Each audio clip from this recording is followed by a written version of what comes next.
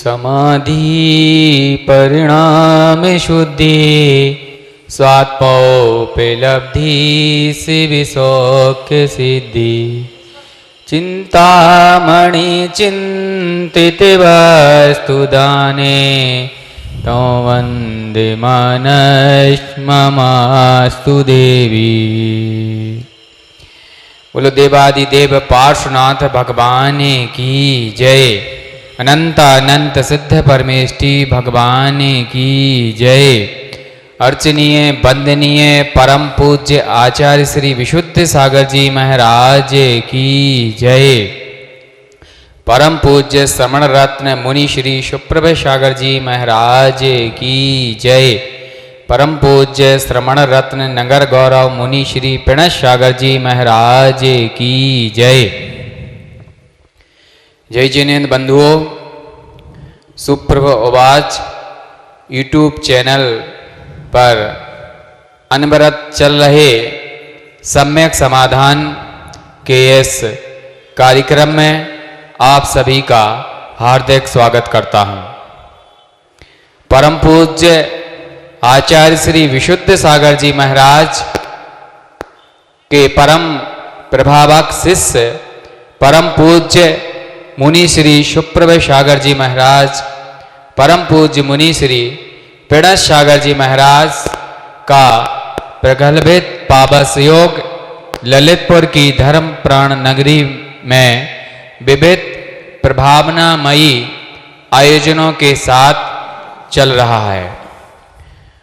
उसी श्रृंखला में सम्यक समाधान का यह कार्यक्रम आपके बीच में निरंतर संपन्न हो रहा है। हमें प्रसन्नता है कि पूरे देश से जहां इस विशिष्ट कार्यक्रम में लोग अपने अपने समीचीन विकल्प प्रेषित करके परम पूज्य मुनि श्री सुप्रभ सागर जी महाराज से अपने विकल्पों का आगम के परिप्रेक्ष्य में सम्यक समाधान प्राप्त करके अपने जीवन को उन्नत बना रहे हैं, वहीं इस कार्यक्रम से निरंतर लोग बड़ी संख्या में जुड़ रहे हैं। उसका एक प्रमुख कारण है कि परम पूज्य मुनि श्री जो सम्यक समाधान हमें प्रदान करते हैं, वह सम्यक समाधान जहां आगमोक्त होता है, वहीं जो आपकी भाषा है, जो भाषा सौष्ठव है, वह बड़ा ही सरल होता है, सहज होता है। प्रांजल भाषा में हम सभी को ऐसा समझाते हैं कि दर्शन हो या सिद्धांत हो, कोई भी गूढ़ सैद्धांतिक बात हो, वह भी बड़ी सहजता से हम सभी को समझ में आ जाती है। इस कारण निरंतर लोग इस कार्यक्रम से जुड़ रहे हैं। चलिए हम आज के सम्यक समाधान की ओर आपके मन मस्तिष्क को ले जाना चाहेंगे और चलते हैं। आज के इस कार्यक्रम में जुड़े हुए सभी श्रद्धालुओं की ओर से परम पूज्य मुनि द्वय के चरणों में कोट सा नमोस्तु करते हुए हम चलते हैं परम पूज्य मुनि श्री प्रणश सागर जी महाराज के पास, निवेदन कि आज के सम्यक समाधान के कार्यक्रम को विधिवत रूप से संचालित करने की अनुकंपा करें। नमोस्तु गुरुवर, नमोस्तु। ओम नमः सिद्धेभ्यः। पंच परमेष्टि भगवान की परम पूज्य आचार्य भगवंत गुरुवर विशुद्ध सागर जी मुनि महाराज की, परम पूज्य मुनि श्री सुप्रभ सागर जी महाराज की,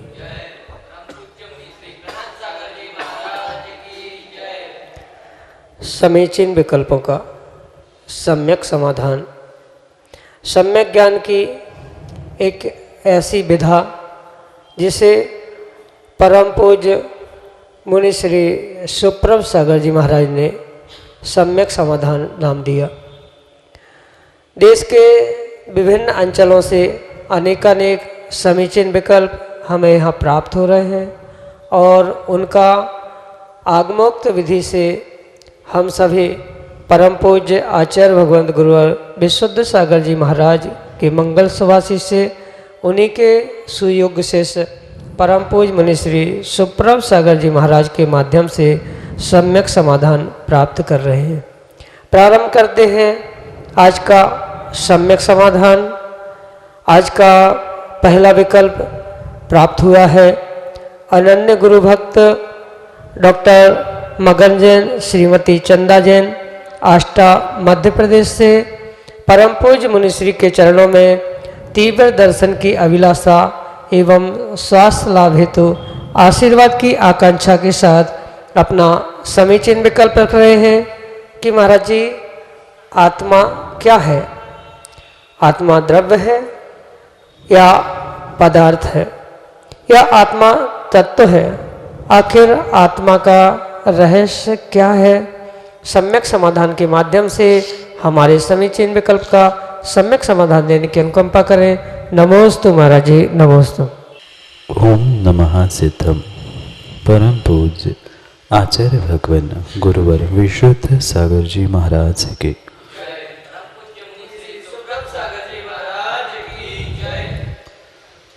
वस्तु भले ही एक हो, पर उसको समझने के लिए जो अनेकानेक अपेक्षा और अनेकानेक नयों का आलंबन लिया गया है, उन नयों की अपेक्षा से, कथन की अपेक्षा से उस वस्तु की भिन्न भिन्न संज्ञा हुआ करती है।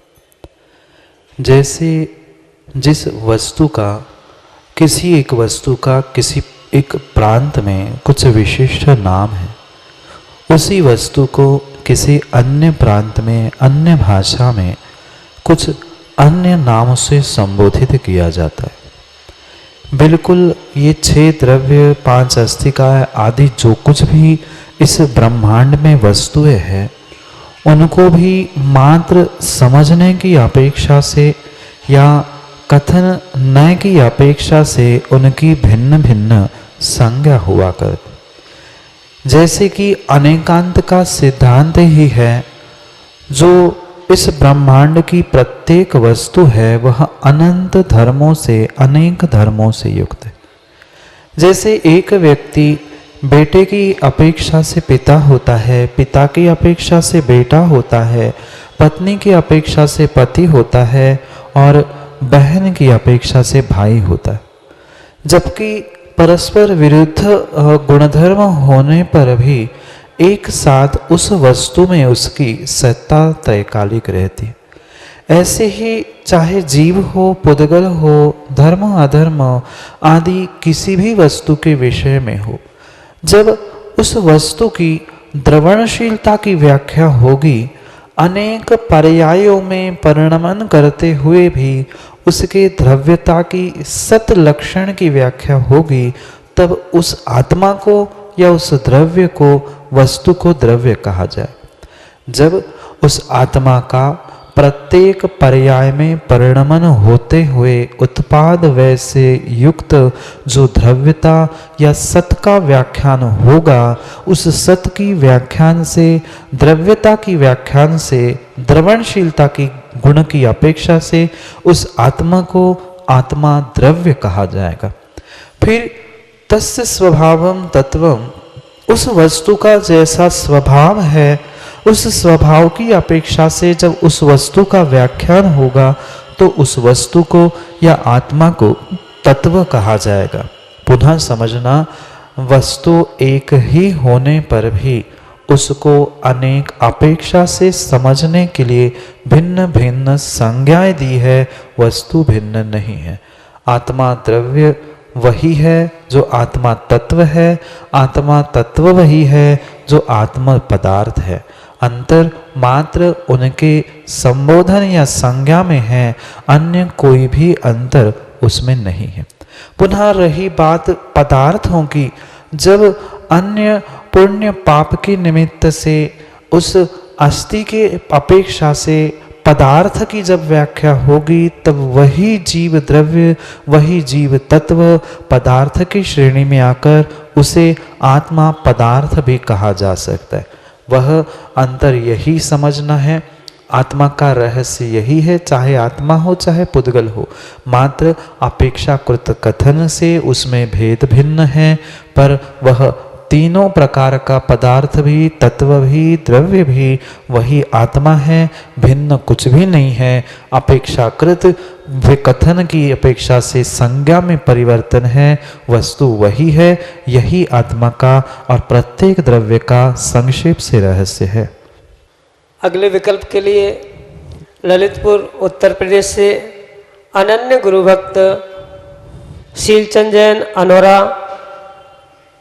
हमारे सामने है, जो कि अपना समीचीन विकल्प परम पूज्य मुनिश्री के समक्ष रख रहे हैं। ललितपुर से शीलचंद जैन अनोरा परिवार का गुरुवर को त्रिवार नमोस्तु नमोस्तु नमोस्तु। हे गुरुवर, सम्यक समाधान करें। हमारी जिज्ञासा है कि जो भगवान का निर्वाण महोत्सव होता है तो उसके बाद प्रत्येक भगवान के में लाड़ू क्यों चढ़ाया जाता है, और लाड़ू किसका होना चाहिए? वैसे हम लोग शक्कर का लाड़ू चढ़ाते हैं, लेकिन कुछ लोगों का कहना है लाड़ू तो लाड़ू है, बूंदी का भी होता है, बेसन का भी होता है और मगध का भी होता है। भगवान तो खाते नहीं हैं, तो लाड़ू तो कोई भी चढ़ा सकते हैं। हे गुरुवर, सम्यक समाधान करें। नमोस्तु नमोस्तु नमोस्तु गुरुवर। बहुत सटीक और समय को लेते हुए आपका यह तार्किक प्रश्न। पहली बात तो मैं एक उस लाडू या लड्डू के विषय में समझाना चाहता हूँ। जब भी हम निर्वाण लाडू चढ़ाते हैं निर्वाण कल्याणक में, पहली तो बात हम निर्वाण लाडू चढ़ाते हैं, ना कि लड्डू चढ़ाते। लाडू और लड्डू इसमें बहुत अंतर है। जो बेसन, बूंदी, मगज आदि जो कुछ भी होता है वह लड्डू होता है, और शक्कर के चाशनी से बना हुआ शुद्ध वही लाडू हुआ कर। निर्वाण कल्याणक पे जो लाडू चढ़ाया जाता है उसके पीछे आचार्य भगवंतों ने बहुत अच्छा तर्क देते हुए उस लाडू को निर्वाण रूप सिद्ध अवस्था को प्राप्त करने वाले परमात्मा का स्वरूप माना गया। बहुत अच्छे से दाऊ समझना, वे जो शक्कर के लाडू को चढ़ाने के पीछे क्या प्रयोजन है उसको शायद बहुत सारे जीवों ने नहीं समझा। इसलिए आजकल कोई भेला चढ़ा रहा है, कोई नारियल चढ़ाता है, पता नहीं कितने सारी परंपराएं वर्तमान में प्रारंभ हुए। लाडू परिपूर्ण रूप से मात्र और मात्र शुद्ध शक्कर की चाशनी का ही बनाया जाता है, और वही आगम में आचार्यों ने स्वीकार किया। उसके पीछे तर्क या उसके पीछे कारण यह है कि जैसे सिद्धों की अवस्था है शुद्ध, ऐसे ही उस शक्कर की बुरे की शुद्ध अवस्था जिसे बांधकर हमने लाडू का आकार दिया। और जब सिद्ध परमात्मा बनता है, निर्वाण कल्याणक हो जाता है, उस सिद्ध अवस्था में जो सिद्ध आत्मा, शुद्ध आत्मा अपने आत्मा के सुख का वेदन करता है, उस सुख के वेदन को लिए हुए इस लाडू को गोल और लाडू को शक्कर का बनाया गया है। कारण यही है कि सिद्ध परमात्मा या सिद्ध भगवान जब भी सुख का वेदन करते हैं, चाहे वह आदि से लेकर अंत तक, उनके सुख में कहीं भी आदि अंत नहीं है। इसलिए वह लाडू गोल भी बनाया जाता है, क्योंकि गोल का ना आदि होता है ना अंत होता है। आज वर्तमान में बहुत सारे आकारों में, प्रकारों में दिखाने के लिए, सुंदरता के लिए लाडू रंगीन आकारमयी बनाया जाता है, पर आगम के परिप्रेक्ष्य में सफेद, श्वेत, धवल और गोल ही लाडू कायदे से स्वीकार किया गया। और रही बात शक्कर की ही क्यों, बूंदी आदि को लाडू में क्यों नहीं ग्रहण किया, वह तर्क आचार्य भगवंत देते हुए कहते हैं कि जो शक्कर के लड्डू आप कहीं से भी खाओ, चाहे ऊपर से, नीचे से, बाजू से, उसका स्वाद मीठा ही होता है। ऐसे ही सिद्धों का सुख कहीं से भी वे वेदन करे, ना उसका आदि अंत है। वह जब भी वेदन करेंगे उन्हें सुख का ही अपने आत्मा का वेदन होगा, अन्य रूप नहीं। अगर मगज का, बूंदी आदि किसी का भी लाडू होता तो शक्कर के साथ साथ बेसन का, मगज का आदि किसी अन्य पदार्थ का स्वाद वहाँ पे आ सकता था। इसलिए उपलक्षण रूप उपचार से भी उन अन्य किसी भी प्रकार के लाडू को या भेले को आचार्य भगवंतों ने स्वीकार नहीं किया है। इसलिए आपके लिए यही परम सम्यक समाधान है। जब भी निर्माण कल्याणक पे लाडू चलाया जाएगा वह शुद्ध शक्कर के बूरे से ही बनाया हुआ सफ़ेद गोल ऐसा ही आगम में प्रमाण मिलता है, क्योंकि सिद्धों भगवंतों के जो सुख का वेदन है वह कहीं से भी आत्मा का वेदन करे वह सुख में ही होता है, उसमें कोई मिलावट नहीं होती। बहुत सारे जीव उसमें गरी का बूरा के साथ गरी का कीस आदि भी मिलाते हैं, पर आगम में किसी भी प्रकार की ऐसी व्याख्या नहीं।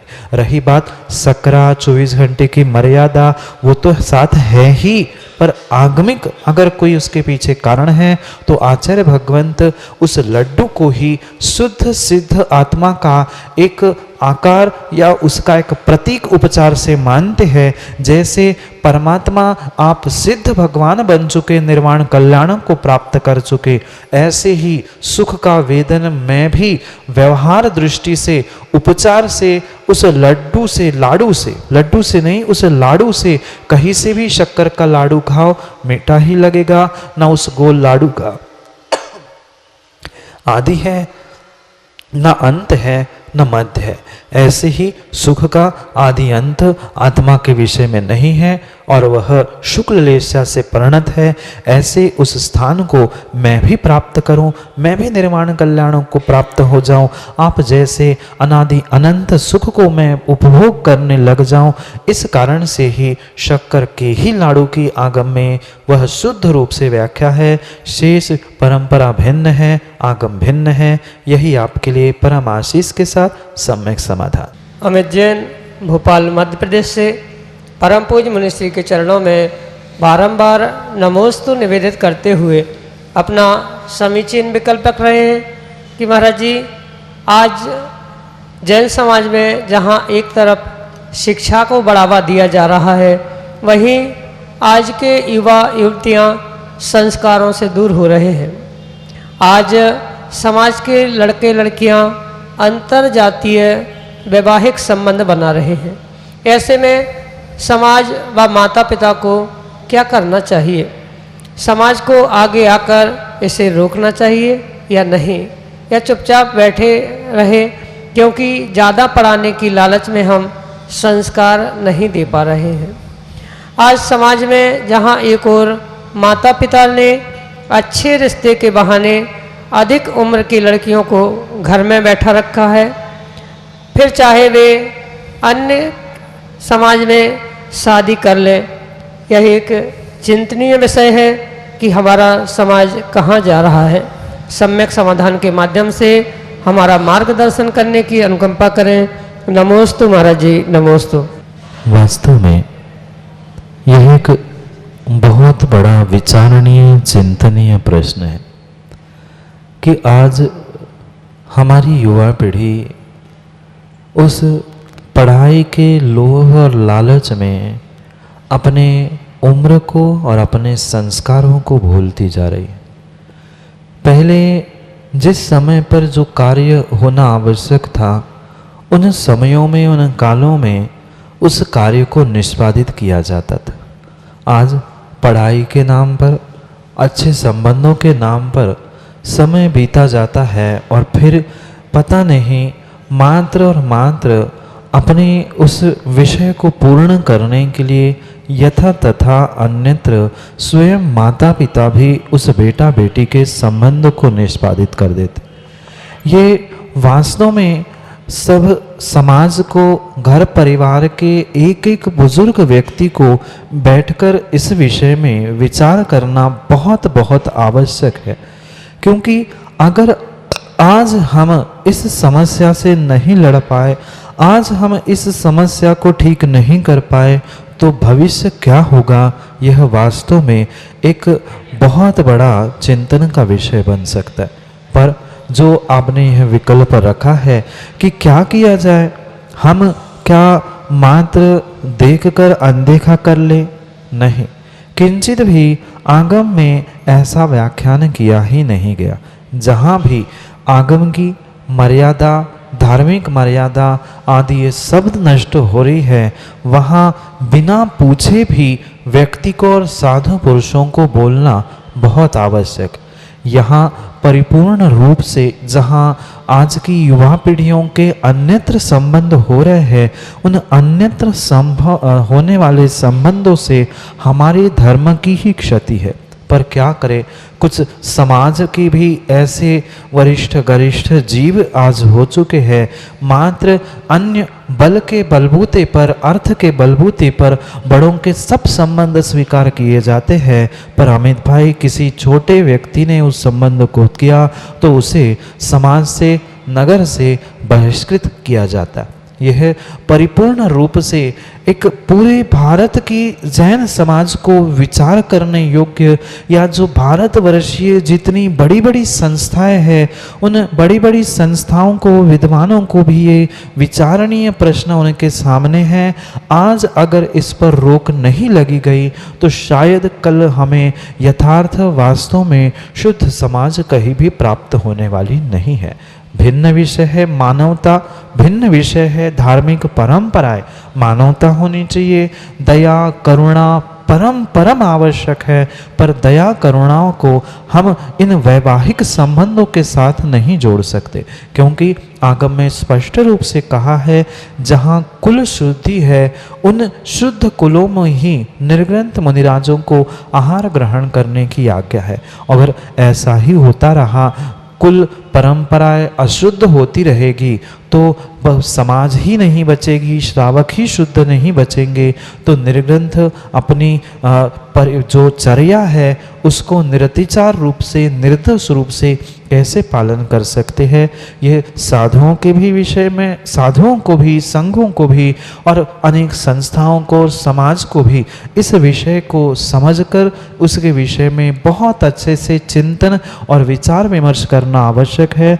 और रही बात जो उदासीन होकर बैठना है, किंचित भी वह उदासीन होकर बैठना नहीं है। हाँ, ये भी नहीं है किसी के यहाँ जाकर हम लड़ाई करें, युद्ध करें, पर लड़ाई युद्ध करने से काम नहीं होगा। आज के उस भौतिक काल में, भौतिक युगों में अगर किसी की आवश्यकता है तो मात्र संस्कारों की आवश्यकता है। यह भी मेरे अनुभव का विषय है।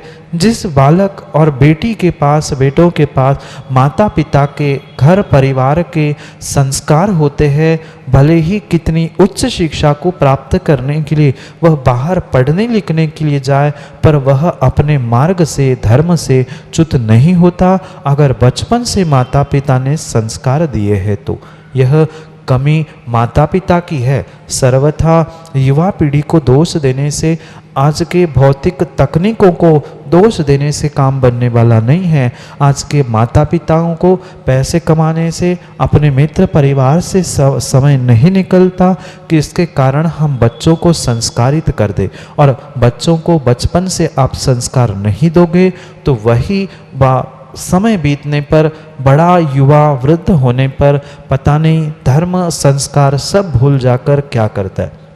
इसलिए बचपन से ही उस बालक के भीतर प्रचंड संस्कार, बहुत सारे अच्छी बातों को सिखाने की बहुत वर्तमान के परिप्रेक्ष्य में आवश्यकता है। तभी जाकर कभी भविष्य में हमारी समाज वह व्यवस्थित और शुद्ध रह पाएगी। नहीं तो पता नहीं आने वाले समय में न शुद्ध चर्या साधु की बच पाएगी, न शुद्ध चर्या का श्रावक वर्तमान में प्राप्त हो पाएगा। इसलिए दोनों भी विचार करके इस एक निर्णय पर पहुंचना आवश्यक है कि हमें कब, कहाँ, कैसे करना चाहिए, क्योंकि यह संबंध आगम के परिप्रेक्ष्य में किंचित भी योग्य नहीं है। किसी ने पैसा, धन, द्रव्य दे दिया, वह संबंध अच्छे हो गए, ऐसा भी आगम में नहीं है। इसलिए हम समझे, सोचे और विचार करके इस नतीजे पर पहुँचे कि यह जो कार्य वर्तमान में हो रहा है पढ़ाई लिखाई के चक्कर में हो, धन पैसे कमाने के चक्कर में हो, कारण कोई भी हो, वह विजाति विवाह, अन्य स्थानों पर पहुंचाना या किसी और को ले आना, ये किंचित भी आगम के परिप्रेक्ष्य में योग्य नहीं है। और इसलिए वह सब मिलकर समाज श्रेष्ठी, श्रेष्ठ संस्थाएं, साधु, बड़े संघ, उन सबको एकत्रित होकर इसके विषय में चिंतन विचार करके किसी नतीजे पर, निर्णय पर पहुंचना आवश्यक है। यही आपके लिए मार्गदर्शन रूप सम्यक समाधान। इस प्रकार से सम्यक समाधान के इस कार्यक्रम में आए हुए समीचीन विकल्पों का सम्यक समाधान परम पूज्य मुनि श्री सुप्रभा सागर जी महाराज ने हम सभी को प्रदान किया। इस कार्यक्रम से निरंतर लोग जुड़ रहे हैं और अपने विकल्प प्रेषित कर रहे हैं। विकल्प कैसा भी हो, चाहे वह जैन दर्शन के किसी भी पक्ष का हो, जैन दर्शन की किसी भी विधा का हो, या हमारे पारिवारिक या सामाजिक जीवन से जुड़ा हुआ हो, परम पूज्य मुनि श्री सुप्रभा सागर जी महाराज उन सभी विकल्पों का बड़े ही सुंदर और सरल तरीके से पूर्वाचार्यों को लेकर के हमारा मार्गदर्शन निरंतर कर रहे हैं।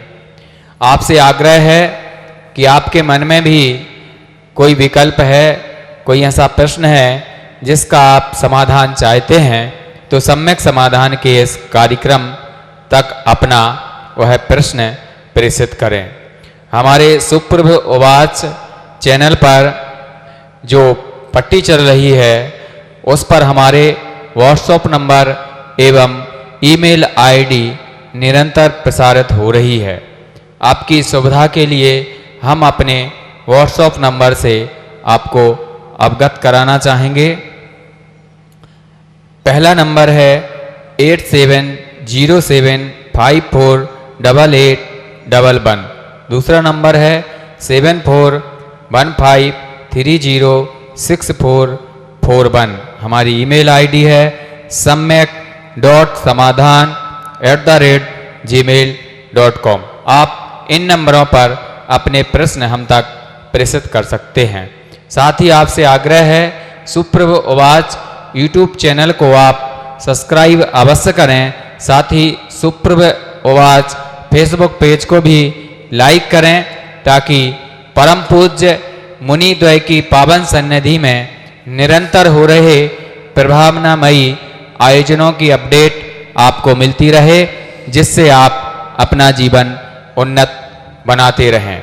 आपसे यह भी अनुरोध है, परम पूज्य मुनि श्री सुप्रभा सागर जी महाराज के पावन प्रवचन शाम को 7:40 पर जिनवाणी चैनल पर प्रसारित होते हैं, जो पूर्व रिकॉर्डेड होते हैं।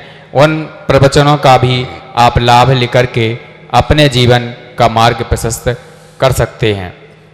आज के इस कार्यक्रम में जुड़े हुए सभी श्रद्धालुओं की ओर से, भक्तों की ओर से परम पूज्य मुनि द्वय के पावन चरणों में नमोस्तु करते हुए आज के इस सम्यक समाधान के कार्यक्रम को यहीं संपन्न करने की अनुमति चाहेंगे। बोलो परम पूज्य मुनि श्री सुप्रभा सागर जी महाराज की जय। परम पूज्य मुनि श्री पेणस सागर जी महाराज की जय। नमोस्तु गुरुवर, नमोस्तु गुरुवर।